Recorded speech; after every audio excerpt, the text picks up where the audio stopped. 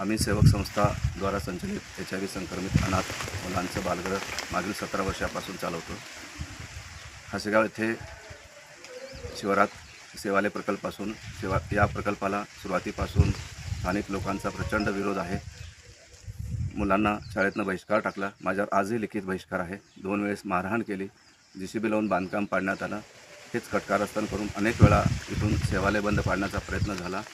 त्याच कटकारस्थान करणाऱ्यांनी 2 दिवसापूर्वी आमच्या येथील एक मुलगी सुट्टीसाठी गेली होती.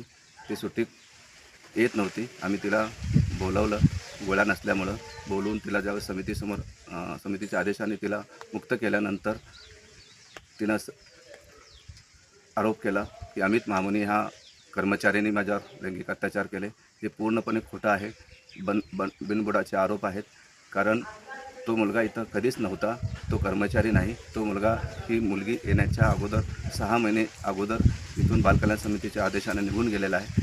केवळ त्या मुलाचं नाव घेऊन सेवालय बदनाम करण्याचा प्रयत्न या माध्यमातून झाला आहे. माझी विनंती आहे की हे HIV संक्रमित अनाथ मुलं या ठिकाणी राहतात. यांच्या बदनामी करू नये. या सेवालय प्रकल्पाच्या जे कटकारस्थान करणारे त्यांची आज सगळ्या याच्यामध्ये चौकशी व्हायला पाहिजे. कुठलेही आम्ही तयार आहोत. कुठली पूर्ण चौकशीला तयार आहोत.